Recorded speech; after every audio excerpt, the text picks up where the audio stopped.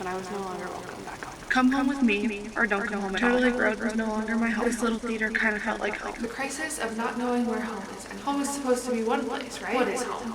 Does home even exist? I was so confused.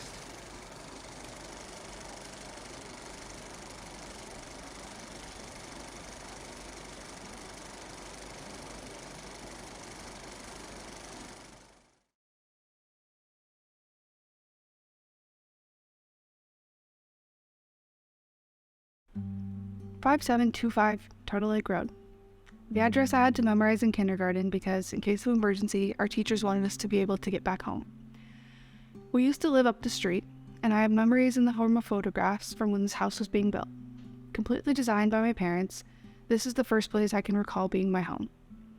I probably lived in this house for 15 years, so a lot of my best memories took place here. My first day of kindergarten, the day I found out I was going to have a little sister, ice skating on the pond in the backyard that my dad would meticulously groom for us every winter, and the big hill in the front yard that my brothers and I would sled down. The yellow swings under the big tree that my older brother would spin me around on while we were waiting for the bus. This house is where we got our first family pet that taught me what it really feels like to love something. For most of my life, this house was home. It felt safe. These four walls housed everything: the good, the bad, and the ugly. The bad and the ugly. You know that fact that says for one negative thing you hear about yourself, it takes 5 good things to cancel that out? I try really hard to think about the good things that happened here, but I have to acknowledge the bad and the ugly. This kitchen is where I found out that my mom had cancer, and this basement is where my dad told me she was gonna die. And this front door became foreign to me one night in May 2019, when I was no longer welcome back home.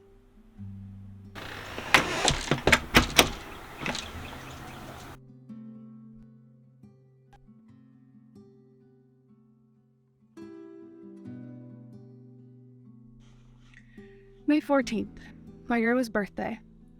Things at home had been getting progressively worse, I guess since the beginning of my senior year, but in reality it had been much longer. So there was a lot of things that led up to what happened that night.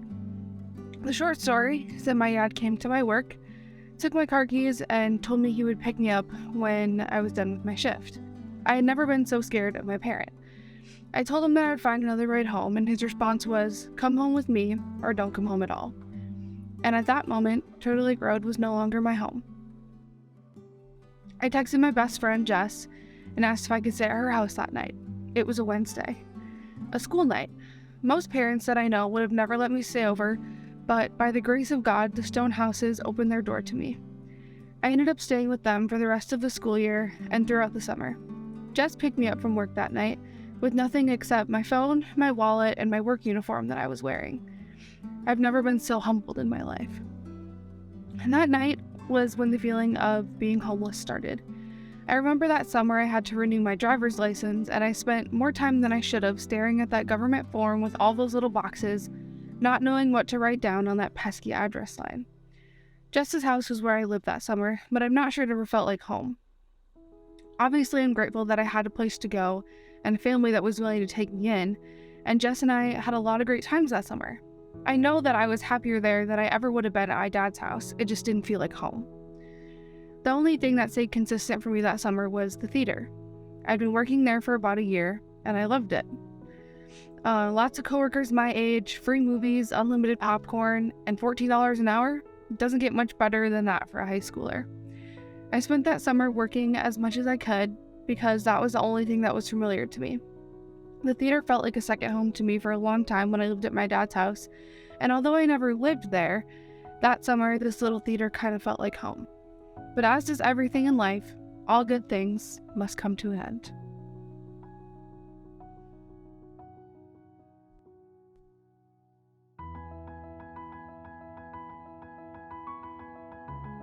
Now this is the part in the story where a lot of other people start to feel what I had been feeling that whole summer. The crisis of not knowing where home is anymore. I remember moving into my college dorm like it was yesterday. When I was in high school, I was so excited to have a roommate and live on main campus, yet there I was, moving into a single room on West Campus because I had missed my room selection window. because I hadn't gotten any mail for 3 months. Looking back, this was all a blessing in disguise because I met some of my best college friends on West Campus, and I loved having my own space to retreat to when I needed some alone time. Once I moved everything I owned into that tiny little room in that massive building, I jumped straight into college life. The first 2 friends that I made were in the bathroom because I needed someone to go to the floor meeting with. The first girl didn't even make it 1 semester before she realized that she wasn't at the right school for what she wanted to do, and the other girl is still here, and we usually wave when we cross paths. I got plugged into a community right away on campus, and I was having a great time. I finally felt like I had a little bit of stability back in my life. I only left Winona 3 times that semester. Once to go watch my cousin play volleyball, and the others were when I went home for Thanksgiving and Christmas. I say I left Winona because when you're in college, everybody talks about going home for the weekend, but then on Sunday, our families always tell us to text them when we get home safe. Going home on Friday to come back home on Sunday? How does that work? Home is supposed to be one place, right? Well, maybe it's not a place. Maybe it's people. Is it a feeling? What is home? Does home even exist? I was so confused. To try to ease my mind and trick myself into feeling comfortable, sometime in early 2020, I just decided that Winona was going to be my home. After all, that's where I was going to be for the next 4 years. So I changed my major, went to a couple of frat parties, and made a couple of more friends. Just decided that I would settle in and get ready for a normal college experience for the next few years. And then came March, and everything was unfamiliar again.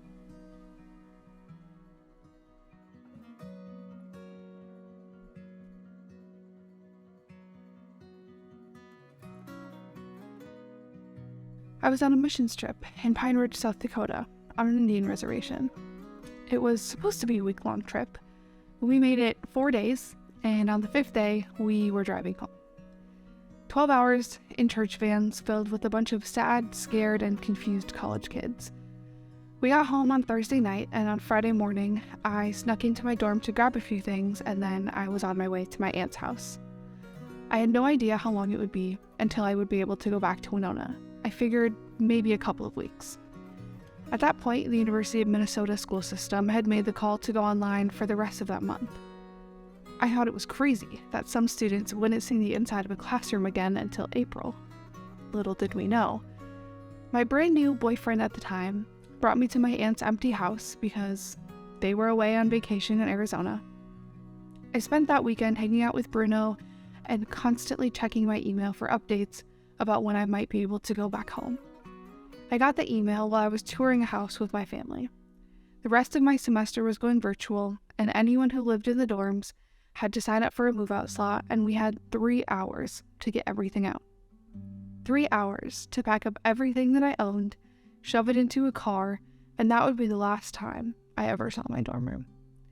So I moved in with my aunt, uncle, and my cousins for the rest of that semester and the whole summer. I thought I was going to be home for 2 or 3 weeks.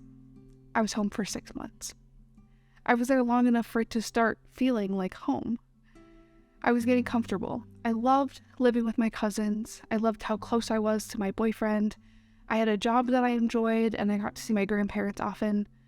But, as I mentioned earlier, all good things must come to an end. As the days of summer were dwindling, I knew that I was going to have to go back to Winona. My college life felt so foreign to me at that point. But I knew I had to go back. I made commitments and I had to follow through. So I packed up everything I owned for the 3rd time that year, and I moved. Again. Into another new place with more new people. And it was around this time when I learned that I really hate change. And moving.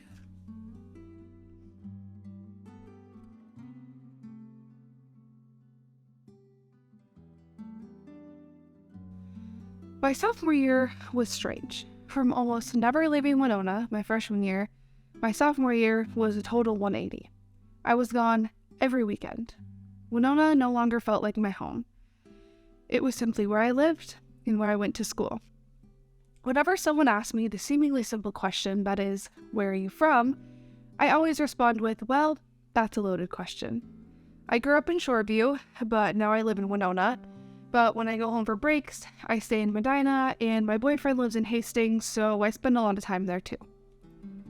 Such a simple question with such a complicated answer.